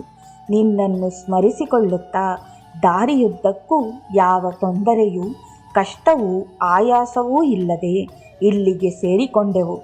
ಆಹಾ, ಸರ್ವ ಜೀವಿಗಳನ್ನು ಆನಂದಪಡಿಸುವುದೇ ನಿನಗಾನಂದವು. ಓ ದೇವದೇವನೇ, ಸಾಧನೆಯಲ್ಲಿ ಕೊನೆಯವರೆಗೂ ನಮ್ಮನ್ನು ನೋಡಿ ಗುರಿಯನ್ನು ತಲುಪಿಸುವ ಭಾರವು ನಿನ್ನದೇ ಎಂದು ಪ್ರಾರ್ಥಿಸಿದರು. ಸದಾನಂದರು ಮಾಡಿದ ಸ್ತೋತ್ರಗಳಿಗೆ ಶ್ರೀಪಾದರು ಅಮಿತವಾಗಿ ಪ್ರಸನ್ನರಾದರು. ಮಹಾತ್ಮರೇ, ತುಂಬ ಸಂತೋಷ ಎಂದು ಎಲ್ಲರ ಕಡೆಗೂ ನೋಡುತ್ತಾ ಹೀಗೆ ಹೇಳಿದರು. ನಿಮ್ಮಲ್ಲಿನ ಭಕ್ತಿ, ಶ್ರದ್ಧೆ, ನಂಬಿಕೆಗಳೇ ನಿಮ್ಮನ್ನು ಇಲ್ಲಿಯವರೆಗೆ ಕರೆತಂದಿವೆ. ಮಾನವನಾಗಿ ಹುಟ್ಟಿದ ಪ್ರತಿಯೊಬ್ಬನೂ ತಾನು ಪವಿತ್ರನಾಗುತ್ತಾ ಇತರರನ್ನೂ ಪವಿತ್ರಗೊಳಿಸುವ ಪ್ರಯತ್ನವನ್ನು ಮಾಡಬೇಕು. ನೀನು ಅದೇ ವಿಧವಾಗಿ ಜ್ಞಾನವನ್ನು ಬೇಕಾದವರಿಗೆ ಹಂಚುತ್ತಾ ಎಲ್ಲರಿಗೂ ಹಿತೋಪದೇಶವನ್ನು ಮಾಡುತ್ತಾ ಮಾರ್ಗಾಯಾಸವನ್ನು ತಿಳಿದಿರುವ ಹಾಗೆ ಯಾತ್ರೆಯನ್ನು ಮಾಡಿರುವೆ. ನಮಗೆಷ್ಟೋ ಆನಂದವಾಗಿದೆ ಆರ್ಯರೇ.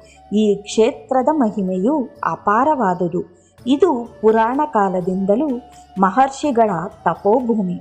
ಕಾಶ್ಯಪಾದಿ ಮಹರ್ಷಿಗಳು ಇಲ್ಲಿ ತಪಸ್ಸನ್ನು ಮಾಡಿ ಸದ್ಯ ಫಲಿತವನ್ನು ಹೊಂದಿದರು. ತಪಸ್ಸನ್ನು ಮಾಡಿಕೊಳ್ಳಲು ಅನುಕೂಲವಾದ ಪ್ರಶಾಂತ ವಾತಾವರಣವನ್ನು ಹೊಂದಿದ್ದು ನದಿ ಮಧ್ಯದಲ್ಲಿರುವ ಪ್ರದೇಶವಿದು. ಸಿದ್ಧಿಯು ಶೀಘ್ರವಾಗಿ ಲಭಿಸುವುದು. ಇಲ್ಲಿ ಪ್ರವಹಿಸುತ್ತಿರುವ ಕೃಷ್ಣವೇಣಿ ನದಿಯು ಶ್ರೀ ದತ್ತಾತ್ರೇಯ ಸ್ವಾಮಿಯವರ ಪಾದಪೀಠಿಕೆಯಾದ ಸಹ್ಯಾದ್ರಿ ಪರ್ವತ ಶ್ರೇಣಿಯಿಂದ ಜಾರಿ ಎಷ್ಟೋ ಪ್ರದೇಶಗಳನ್ನು, ಎಷ್ಟೋ ಜೀವಿಗಳನ್ನು ಪಾವನಗೊಳಿಸುತ್ತಾ ಈ ಕುರುವಪುರವನ್ನು ಸೇರಿಕೊಂಡಿದೆ. ಇಲ್ಲಿಂದ ಮಹದಾನಂದದಿಂದ ಶ್ರೀಶೈಲ ಮಲ್ಲಿಕಾರ್ಜುನ, ಭ್ರಮರಾಂಬಾ ಪಾದಗಳ ಸನ್ನಿಧಿಗೆ ಸೇರಿ ಪಾತಾಳಗಂಗಾ ಎಂಬ ಹೆಸರಿನಿಂದ ಭಕ್ತರ ಪಾಪಗಳೆಲ್ಲವನ್ನೂ ಪ್ರಕ್ಷಾಳನೆ ಮಾಡುತ್ತಿದೆ. ನಂತರ ಮುಂದಕ್ಕೆ ಸಾಗಿ ವಿಜಯವಾಟಿಕಾದಲ್ಲಿರುವ ಶ್ರೀ ಕನಕದುರ್ಗಮ್ಮ, ಶ್ರೀ ಮಲ್ಲೇಶ್ವರರ ಸೇವೆಯನ್ನು ಮಾಡುವ ಭಕ್ತರಿಗೆ ಅನುಕೂಲವಾಗಿ ಹರಿಯುತ್ತಿದೆ. ಅಲ್ಲಿಂದ ಸ್ವಲ್ಪ ದೂರ ಹೋಗಿ ಪರವಶದಿಂದ ಸಾಗರದಲ್ಲಿ ಸಂಗಮಿಸುವ ಪ್ರದೇಶದಲ್ಲಿ ಹಂಸಲಾದೇವಿಯ ಬಳಿ ಶ್ರೀ ದತ್ತಾತ್ರೇಯನ ಪಾದಗಳನ್ನು ತೊಳೆದು ಸಮುದ್ರವನ್ನು ಸೇರುತ್ತಿದೆ. ಆ ಸುವಿಶಾಲ ಸಮುದ್ರದಲ್ಲಿ ಬೆರೆತು ಗಂಭೀರ ರೂಪವನ್ನು ಧರಿಸುವ ಆಂತರ್ಯವೇನೆಂದು ಗಮನಿಸಿರಿ. ನದಿಯು ಸಮುದ್ರವನ್ನು ಸೇರಿದ ನಂತರ ತನ್ನ ನಾಮವನ್ನು, ರೂಪವನ್ನು, ತನ್ನ ಗುಣವನ್ನು, ಸಮಸ್ತವನ್ನೂ ಕಳೆದುಕೊಳ್ಳುತ್ತದೆ. ಇದನ್ನೇ ಲಯತತ್ವವೆನ್ನುವರು. ಸಾಧಾರಣವಾಗಿ ಪ್ರತಿ ಸಾಧಕನು ಇದೇ ರೀತಿಯಲ್ಲಿ ತನ್ನ ಜೀವನವನ್ನು ಪರಮಾತ್ಮ ತತ್ವದಲ್ಲಿ ಲಯಗೊಳಿಸಿ ತನ್ನ ಪ್ರತ್ಯೇಕವಾದ ಇರುವಿಕೆಯನ್ನು ಕಳೆದುಕೊಳ್ಳುವುದೇ ಲಯಯೋಗವೆನ್ನಲ್ಪಡುತ್ತದೆ. ಪ್ರತಿಯೊಬ್ಬರೂ ಸಂಪೂರ್ಣವಾಗಿ ತಮ್ಮ ಜೀವನವನ್ನು ಪರಮಾತ್ಮನಿಗೆ ಸಮರ್ಪಣೆ ಮಾಡಬೇಕೆಂದು ತಿಳಿದಿದ್ದರೂ, ಅದಕ್ಕಾಗಿ ಪ್ರಯತ್ನಿಸಿದರೂ ಕೋಟಿಗೊಬ್ಬರು ಮಾತ್ರವೇ ಗುರಿಯನ್ನು ತಲುಪಬಲ್ಲರು. ಆದರೆ ಸಾಧನೆಯು ಎಲ್ಲ ಹಂತಗಳಲ್ಲಿ ನಡೆಯುತ್ತಲೇ ಇರಬೇಕು. ಅವರವರ ಸಾಧನಾ ತೀವ್ರತೆಯೇ ಹಂತ ಭೇದಗಳಾಗಿ ಗೋಚರಿಸುವುದು. ನಿರಂತರ ಸ್ವಯಂ ಕೃಷಿಯಿಂದ ಕೂಡ ಸಾಧಕನಲ್ಲಿ ಕುಂಡಲಿನಿ ಶಕ್ತಿಯು ಜಾಗೃತವಾಗುತ್ತದೆ. ಅದು ಅನಾಹತವನ್ನು ತಲುಪಿ ಅನಾಹತ ನಾದದಲ್ಲಿ ಲೀನವಾಗಿ ಒಂದೊಂದು ಸಲ ಅಲ್ಲಿಯೇ ನಿಂತು ಬಿಡುತ್ತದೆ. ಹಾಗಲ್ಲದೆ ಉತ್ತಮ ಗುರುಗಳನ್ನು ಸೇರಿದ ಶಿಷ್ಯರಿಗೆ ಗುರುಕೃಪೆಯಿಂದ ಜಾಗೃತವಾದ ಕುಂಡಲಿನಿ ಶಕ್ತಿಯು ಇಲ್ಲಿಯೂ ನಿಂತುಕೊಳ್ಳದೆ ವಿಶುದ್ಧಿ ಚಕ್ರ, ಆಜ್ಞಾಚಕ್ರಗಳನ್ನು ದಾಟಿ ಸಹಸ್ರಾರವನ್ನು ಸೇರಿದರೆ ಸಿದ್ಧಿಯು ಲಭಿಸುತ್ತದೆ. ಪೂರ್ಣ ಪುರುಷರಾದ ಅನೇಕ ಗುರುಗಳು ಅವರ ಸನ್ನಿಧಿಯನ್ನು ಸೇರಿದ ಶಿಷ್ಯರಿಗೆ ಸ್ಪರ್ಶದ ಮೂಲಕವೂ, ದೃಷ್ಟಿಯ ಮೂಲಕವೂ, ತಮ್ಮ ಸಂಕಲ್ಪ ಬಲದ ಮೂಲಕವೂ, ಮಂತ್ರೋಪದೇಶದ ಮೂಲಕವೂ ಕುಂಡಲಿನಿ ಶಕ್ತಿಯನ್ನು ಜಾಗೃತಪಡಿಸಿ ಚೈತನ್ಯಗೊಳಿಸಿ ಊರ್ಧ್ವಮುಖವಾಗಿ ಸುಷುಮ್ನಾ ನಾಡಿಯ ಮೂಲಕ ಷಟ್ಚಕ್ರ ದರ್ಶನವನ್ನು ಮಾಡಿಸಿ ಸಹಸ್ರಾರಕ್ಕೆ ಸೇರಿಸಿ ಸದ್ಗುರು ರೂಪದೊಂದಿಗೆ ಲಯಗೊಳಿಸುವರು. ಅಲ್ಲಿ ಜೀವನು ತನ್ನ ಸರ್ವಸ್ವವನ್ನೂ ಬಿಡಿಸಿಕೊಂಡು ಪರಮಾತ್ಮನಲ್ಲಿ ಲಯವಾಗಿ ಸಮಾಧಿ ಸ್ಥಿತಿಯನ್ನು ಹೊಂದುವನು. ಇದನ್ನೇ ಸಿದ್ಧ ಸಮಾಧಿ ಎಂದು, ಪರಂಜ್ಯೋತಿ ದರ್ಶನ ಎಂದೂ ಹೇಳುವರು.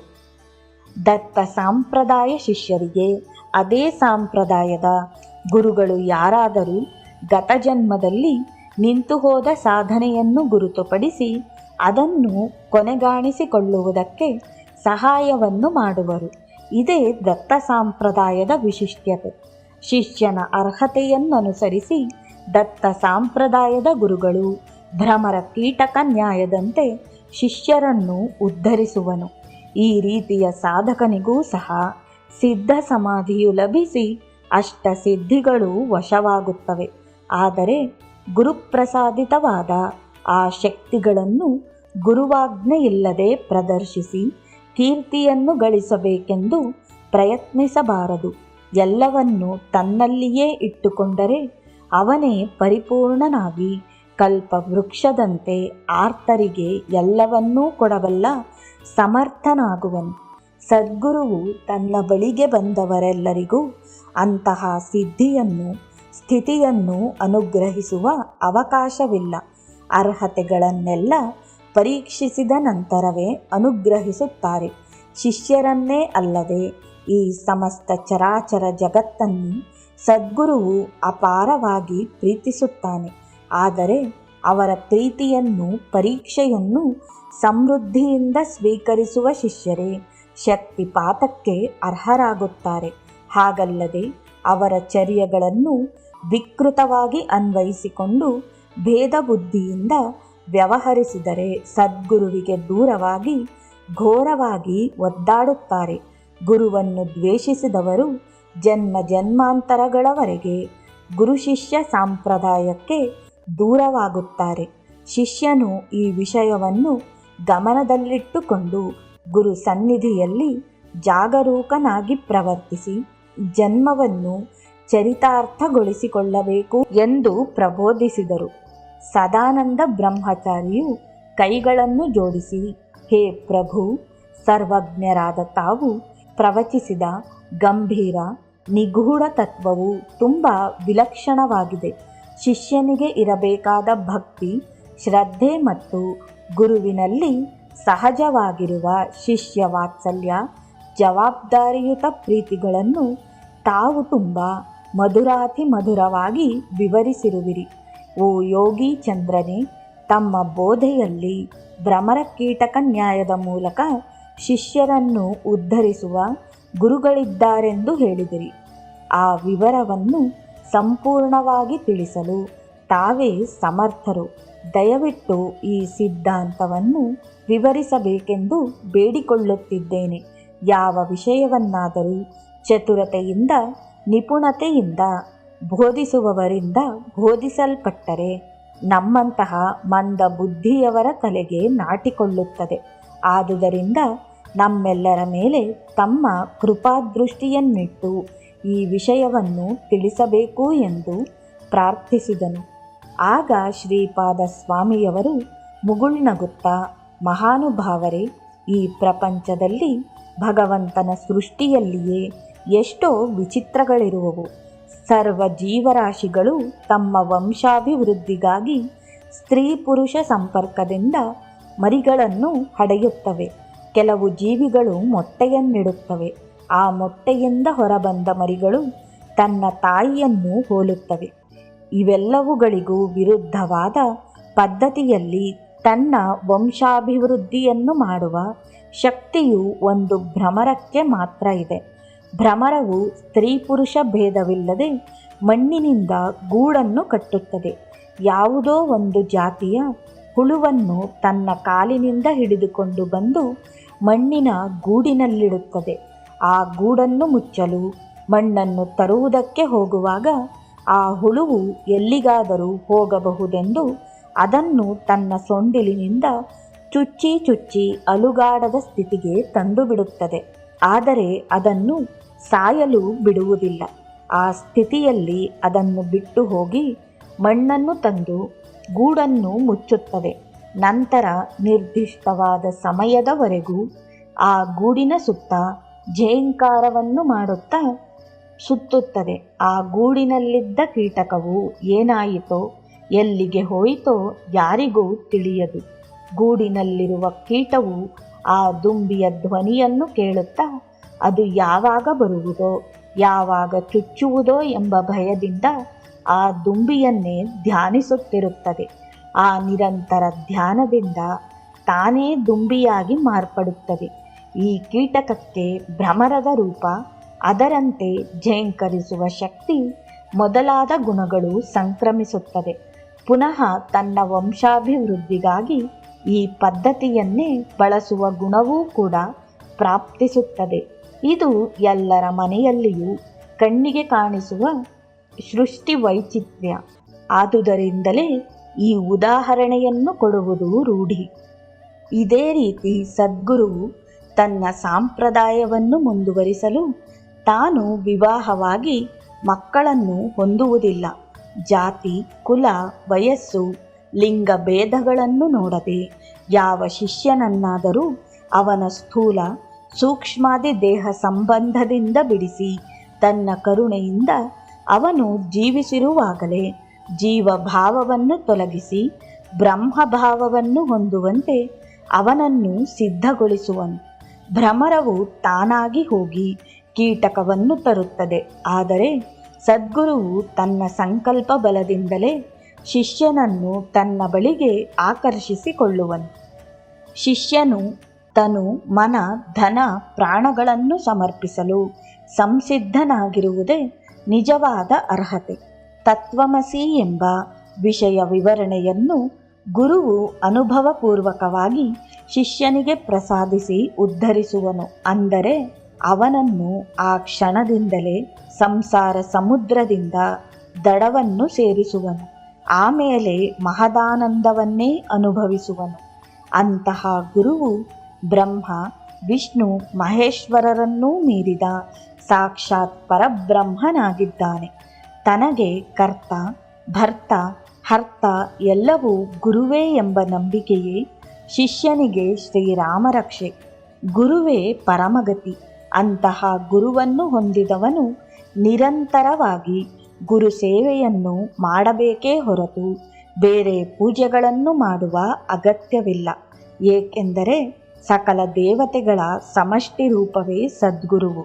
ಶಿಷ್ಯನಲ್ಲಿ ಇಂತಹ ಪವಿತ್ರವಾದ ಭಾವನೆಯು ಬಲವಾಗಿ ಏರ್ಪಡಬೇಕಾದರೆ ಅವನು ದಿವ್ಯಾನುಭೂತಿಯನ್ನು ಸ್ವತಃ ಪಡೆಯಬೇಕು. ಗುರುವು ಆದೇಶಿಸಿದರೆ ಯಾವ ಪೂಜೆಯನ್ನಾದರೂ ಮಾಡಬಹುದು, ಯಾವ ದೇವತೆಯನ್ನಾದರೂ ಆರಾಧಿಸಬಹುದು. ಆಗ ಯಾವ ದೋಷವೂ ಇಲ್ಲ. ಅಷ್ಟೇ ಅಲ್ಲದೆ ಗುರುವಾಜ್ಞೆಯಿಂದ ಮಾಡಲ್ಪಡುವ ಪೂಜೆಗಳು ಸದ್ಯ ಫಲವನ್ನು ಅತಿ ಶೀಘ್ರದಲ್ಲಿ ಉಂಟು ಮಾಡುವುವು ಎಂದು ತಿಳಿಸಿದರು. ಪರಮಾನಂದ ಭರಿತನಾದ ಸದಾನಂದ ಬ್ರಹ್ಮಚಾರಿಯು ಮತ್ತವರ ಬೃಂದವು ಜಯಘೋಷಗಳನ್ನು ಮಾಡಿದರು. ಸದಾನಂದನು ನಿಂತುಕೊಂಡು ನಮಸ್ಕರಿಸಿ, ಓ ದೇವದೇವನೇ ಸದ್ಗುರುವೇ, ನಿನ್ನ ವಾಗಾಮೃತವನ್ನು ಕುಡಿದು ಧನ್ಯರಾಗಿದ್ದೇವೆ. ಕರ್ಮತಂತ್ರದ ಬಗ್ಗೆ ಅಭಿಮಾನವಿರುವವರು ನಿನ್ನ ಅಖಂಡ ತತ್ವವನ್ನು ತಿಳಿಯಲಾರರು. ಓ ಸಚ್ಚಿದಾನಂದ ಸ್ವರೂಪನೇ, ನಿಷ್ಕಾಮನಾದ ನಿನ್ನನ್ನು ನಿಷ್ಕಾಮಿಗಳೇ ಗುರುತಿಸಿ ನಿನ್ನ ನಿಜತತ್ವವನ್ನು ಗ್ರಹಿಸಿ ಸೇವೆಯನ್ನು ಮಾಡಿ ಪಾವನರಾಗಬಲ್ಲರು. ನಿನ್ನ ಲೀಲೆಗಳನ್ನು ವರ್ಣಿಸಲು ನನ್ನಿಂದ ಸಾಧ್ಯವೇ? ದೀನ ದಯಾಳುವೆ, ಎಲ್ಲಿಯ ಬದರಿ ಕ್ಷೇತ್ರ, ಓ ಶ್ರೀಪಾದ ಶ್ರೀವಲ್ಲಭನು, ನೀನು ಅನಂತ ಸಾಧ್ಯಾಸಾಧ್ಯ ಸಮರ್ಥನು. ನೀನೇ ಮೂಲಾಧಾರ ಕ್ಷೇತ್ರ ನಿಲಯನಾಗಿ ಸಕಲ ಸಂಕಲ್ಪಗಳನ್ನೂ ಉಂಟು ಮಾಡುತ್ತಿರುವೆ. ನೀನೇ ವಿಘ್ನೇಶ್ವರನು. ಸಾಧಕರ ಸಾಧನೆಯಲ್ಲಿ ತೊಂದರೆಗಳನ್ನು ಧ್ವಂಸ ಮಾಡಿ ನಿರಾತಂಕವಾದ ದಾರಿಯನ್ನು ತೋರಿಸುವ ಮಾರ್ಗದರ್ಶಕನು. ನೀನೇ ಸಕಲ ವಿದ್ಯೆಗಳ ನಿಧಿಯು. ನಮ್ಮಲ್ಲಿನ ಸಂಕಲ್ಪ ಶಕ್ತಿಯೂ ನೀನೆ. ಆದುದರಿಂದಲೇ ಗೋಕರ್ಣ ಕ್ಷೇತ್ರವನ್ನು ಸೇರುವ ಸಮಯಕ್ಕೆ ನಿನ್ನ ನಿವಾಸ ಸ್ಥಾನವು ಗೋವಿಂದ ಭಟ್ಟರ ಮೂಲಕ ತಿಳಿದು ಬಂದಿತು. ಅವರು ನಮಗೆ ದಾರಿಯನ್ನು ತಿಳಿಸಿ ನಮ್ಮ ಕೋರಿಕೆಯನ್ನು ತೀರಿಸಿದರು. ಆಹಾ, ಸರ್ವ ಜೀವಿಗಳ ಆನಂದವೂ ನೀನೆ. ಓ ದೇವದೇವನೇ, ನಮ್ಮನ್ನು ಕೊನೆಯವರೆಗೂ ನಿನ್ನ ಕೃಪಾದೃಷ್ಟಿಯಿಂದ ನೋಡಿ ಗುರಿಯನ್ನು ತಲುಪಿಸು ಎಂದು ಪ್ರಾರ್ಥಿಸಿದರು. ಶ್ರೀಪಾದ ಸ್ವಾಮಿಗಳು ಅವರೆಲ್ಲರಿಗೂ ತಮ್ಮ ದಿವ್ಯ ಆಶೀರ್ವಾದಗಳನ್ನು ಅಮೃತ ದೃಷ್ಟಿಯ ಮೂಲಕ ಪ್ರಸಾದಿಸಲಾಗಿ ಅವರು ಆ ರಾತ್ರಿಯನ್ನು ಅಲ್ಲಿ ಕಳೆದರು. ಶ್ರೀಪಾದರು ಅವರಿಗೆ ಜ್ಞಾನ ಪ್ರಬೋಧೆಯನ್ನು ಮಾಡಿ ನಂತರದ ತೀರ್ಥಯಾತ್ರೆಗಳಿಗಾಗಿ ಅನುಮತಿಯನ್ನು ಕೊಟ್ಟು ಕಳುಹಿಸಿದರು. ಹುಲಿಗಳಿಗೆ ಅಭಯ. ಒಂದು ಸಲ ಶ್ರೀಪಾದ ಸ್ವಾಮಿಯವರ ದರ್ಶನಕ್ಕೆಂದು ರಾಯಚೂರಿನಿಂದ ಒಬ್ಬ ಭಕ್ತನು ಒಬ್ಬಂಟಿಗನಾಗಿಯೇ ಬಂದನು. ಕುರುವಪುರವನ್ನು ಸೇರುವ ವೇಳೆಗೆ ಕತ್ತಲಾಯಿತು. ಶ್ರೀ ಸ್ವಾಮಿಯವರಿಗೆ ನಮಿಸಬೇಕೆಂದು ಅವಸರ ಪಡುತ್ತಾ ಬಂದು ನೋಡಲು ಧ್ಯಾನಮಗ್ನರಾದ ಶ್ರೀಪಾದ ಸ್ವಾಮಿಯವರ ಮುಂದೆ 2 ದೊಡ್ಡ ಹುಲಿಗಳು ಕುಳಿತಿರುವುದನ್ನು ನೋಡಿದನು. ಭಯದಿಂದ ನಡುಗುತ್ತಾ ಮಾತನಾಡಲಾಗದೆ ಹಾಗೆಯೇ ನಿಂತುಕೊಂಡನು. ಶ್ರೀ ಸ್ವಾಮಿಯವರು ಧ್ಯಾನವನ್ನು ಬಿಟ್ಟು, ಮಿತ್ರರೇ, ಪಾಪ, ನನ್ನ ಭಕ್ತನೊಬ್ಬನು ನಿಮ್ಮನ್ನು ನೋಡಿ ಭಯಗೊಂಡಿದ್ದಾನೆ. ನೀವು ಬಂದ ಕೆಲಸವಾಯಿತು. ಇನ್ನು ನೀವು ಹೊರಡಬಹುದು ಎಂದು ಅವರನ್ನು ಕಳುಹಿಸಿಬಿಟ್ಟರು. ನಂತರ ಆ ಭಕ್ತನು ಸ್ವಾಮಿಯವರ ಮಾತುಗಳನ್ನು ಕೇಳಿ ಹತ್ತಿರಕ್ಕೆ ಹೋಗಿ ಭಯಪಡುತ್ತಾ ನಮಸ್ಕರಿಸುತ್ತಿದ್ದರೆ, ಲಕ್ಷ್ಮೀ ನರಸಯ್ಯ, ಯಾಕೆ ಭಯಪಡುತ್ತಿರುವೆ ಎಂದು ಹೆಸರಿನೊಂದಿಗೆ ಸಂಬೋಧಿಸಿದ್ದಕ್ಕಾಗಿ ಆತನ ಆಶ್ಚರ್ಯಕ್ಕೆ ಪಾರವೇ ಇಲ್ಲ. ಆವಾಕ್ಕಾದನು. ಯಾವ ಕೆಲಸದ ಮೇಲೆ ಬಂದಿರುವೆ ಎಂದು ಕೇಳಲು ಆತನು ಭಯದಿಂದ ತೇರ್ಗಡೆಯಾಗಿ ತನಗೆ ಸಂತಾನವಿಲ್ಲವೆಂದು, ತಮ್ಮ ಅನುಗ್ರಹವಾದರೆ ಸಂತಾನ ಪ್ರಾಪ್ತಿಯಾಗುವುದೆಂಬ ಆಸೆಯಿಂದ ಬಂದಿದ್ದೇನೆ ಎಂದು ಹೇಳಿದನು. ಈ ರಾತ್ರಿ ಇದ್ದು ಉದಯವೇ ಹೊರಡುವಾಗ ಈ ಕೃಷ್ಣಾ ನದಿಯ ನೀರನ್ನು ನಿನ್ನ ಬಳಿಯಿರುವ ಮಡಿಕೆಯ ತುಂಬ ಇಲ್ಲಿಂದಲೇ ತೆಗೆದುಕೊಂಡು ಹೋಗು. ನಿನ್ನ ಹೆಂಡತಿಗೆ ಕುಡಿಸು, ಸಂತಾನವಾಗುತ್ತದೆ ಎಂದು ಆಶೀರ್ವದಿಸಿದರು. ಆತನು ಹಾಗೆಯೇ ಮಾಡಿದನು. ನಂತರ 1 ವರ್ಷಕ್ಕೆ ಆ ದಂಪತಿಗಳು ಅವಳಿ ಮಕ್ಕಳೊಂದಿಗೆ ಬಂದು ಸ್ವಾಮಿಯವರಿಗೆ ನಮಸ್ಕರಿಸಿದರು. ಶ್ರೀಪಾದರು ಆಗ ಆ ಮಕ್ಕಳಿಗೆ ಪೆದ್ದ ಪುಲಿರಾಜು, ಚಿನ್ನ ಪುಲಿರಾಜು ಎಂದು ನಾಮಕರಣವನ್ನು ಮಾಡೆಂದರು. ಅದಕ್ಕೆ ಆತನು ಕಂಪಿಸುತ್ತಿದ್ದನು. ಆತನ ಮನೋಭಾವವನ್ನರಿತ ಶ್ರೀಪಾದರು ಹೀಗೆ ಹೇಳಿದರು, ನೀನು ಬಂದ ದಿನ 2 ಹುಲಿಗಳನ್ನು ನೋಡಿದೆಯಲ್ಲವೇ? ಅವು ಅವುಗಳ ಜನ್ಮದಿಂದ ಬಿಡುಗಡೆಯನ್ನು ಕೋರಿ ಬಂದಿದ್ದವು. ಅವುಗಳನ್ನೇ ನಿನ್ನ ಗರ್ಭದಲ್ಲಿ ಹುಟ್ಟುವಂತೆ ಆಶೀರ್ವದಿಸಿದೆ ಎಂದು ಹೇಳಿದರು. ಈ ವಾರ್ತೆಯನ್ನು ಕೇಳಿ ಅಲ್ಲಿದ್ದವರೆಲ್ಲರೂ ಆಶ್ಚರ್ಯಪಟ್ಟರು. ಈತನು ಭಯಪಡುತ್ತಿರಲು ಶ್ರೀ ಸ್ವಾಮಿಯವರು, ಭಯಪಡಬೇಡ ಲಕ್ಷ್ಮೀನರಸಯ್ಯ, ಆ ಹುಲಿಗಳು ತಮ್ಮ ಸ್ವಭಾವವನ್ನು ನನ್ನ ದರ್ಶನದಿಂದಲೇ ಬಿಟ್ಟಿವೆ. ನಿನ್ನ ಹೊಟ್ಟೆಯಲ್ಲಿ ಹುಟ್ಟಿದ ಮಕ್ಕಳು ಉತ್ತಮರಾಗಿರುತ್ತಾರೆ ಎಂದು ಆಶೀರ್ವದಿಸಿ ಮತ್ತೆ ಅವರಿಗೆ ನರಹರಿ, ನರಸಿಂಹ ಎಂದು ನಾಮಕರಣವನ್ನು ಮಾಡಲಾಗಿ ಆ ದಂಪತಿಗಳು ಆನಂದದಿಂದ ಉಕ್ಕಿ ಹೋದರು. ಗುರುಕೃಪೆ. ಶ್ರೀ ಸ್ವಾಮಿ ವಿಠಲ್ ಬಾಬಾಜಿಯವರ ಮುಖತಃ ಈ ಲೀಲೆಗಳನ್ನು ಕೇಳಿ ನಾವೆಲ್ಲರೂ ಆನಂದ ತನ್ಮಯರಾದೆವು. ನಿಜವಾಗಿ ಶ್ರೀಪಾದ ಸ್ವಾಮಿಯವರ ದಿವ್ಯಶಕ್ತಿಯ ಪ್ರಧಾನತೆಯಿಂದಲೇ ಅಲ್ಲವೇ ಆಂಜನೇಯ ಶರ್ಮನಲ್ಲಿ ಸಕಲ ವಿದ್ಯೆಗಳು ಜಾಗೃತವಾದವು. ಅಲ್ಲಿಯವರೆಗೆ ಎಷ್ಟೋ ಅವಮಾನಗಳನ್ನನುಭವಿಸಿದನು. ಹಾಗೆ ನಿಂದೆಗಳನ್ನು ಅನುಮಾನಗಳನ್ನು ಸಹಿಸುವವರ ಮೇಲೆ ಗುರುಕೃಪೆಯು ಮತ್ತಷ್ಟು ಅಧಿಕವಾಗುತ್ತದೆ. ಮಹಾತ್ಮರ ದಿವ್ಯಶಕ್ತಿಯ ಪ್ರಸಾರವು ಯಾವ ಮಟ್ಟಕ್ಕೆ ಯಾರಿಗೆ ಅವಶ್ಯಕವೋ ಅಷ್ಟರ ಮಟ್ಟಿಗೆ ವಿನಿಯೋಗಿಸಲ್ಪಡುತ್ತದೆ. ಬೆಂಕಿಗೂ ಅಕ್ಕಿಗೂ ಒಂದೇ ಮಂತ್ರ ಎಂದು ಭ್ರಮಿಸುವುದು ಅವಿವೇಕ. ಸದ್ಗುರುವಿನ ವಾಕು, ಸ್ಪರ್ಶ, ದೃಷ್ಟಿ, ಸಂಕಲ್ಪ ಯಾವ ರೀತಿಯಲ್ಲಾದರೂ ಶಕ್ತಿ ಪ್ರದಾನವನ್ನು ಮಾಡಬಹುದು. ಒಂದೊಂದು ಸಲ ಒಬ್ಬೊಬ್ಬ ವ್ಯಕ್ತಿಯನ್ನು ಒಂದೊಂದು ರೀತಿಯಲ್ಲಿ ಅನುಗ್ರಹಿಸುವರು. ಒಂದಕ್ಕೊಂದು ಹೋಲಿಕೆ ಇರುವುದಿಲ್ಲವೆಂದು ತಿಳಿಯಬೇಕು. ಅವರು ಕೊಡಲಿಚ್ಛಿಸುವ ಅನುಗ್ರಹವನ್ನು ಸ್ವೀಕರಿಸುವುದಕ್ಕೆ ಸಂಸಿದ್ಧರಾಗಿರಬೇಕು, ಆದರೆ ಬಯಸಬಾರದು. ಇದೇ ಗುರುತತ್ವದಲ್ಲಿರುವ ರಹಸ್ಯ. ನಂತರ ಎಲ್ಲರೂ ಶ್ರೀಪಾದ ಶ್ರೀವಲ್ಲಭರಿಗೆ ಜಯವಾಗಲಿ ಎಂದು ಜಯಘೋಷವನ್ನು ಮಾಡಿ ಶ್ರೀ ವಿಠ್ಠಲ್ ಬಾಬಾಜಿಯವರಿಗೆ ನಮಸ್ಕರಿಸಿದೆವು. ಇಲ್ಲಿಗೆ 13ನೇ ಅಧ್ಯಾಯವು ಸಂಪೂರ್ಣವಾಯಿತು. ದಿಗಂಬರ ದಿಗಂಬರ ಶ್ರೀಪಾದವಲ್ಲಭ ದಿಗಂಬರ.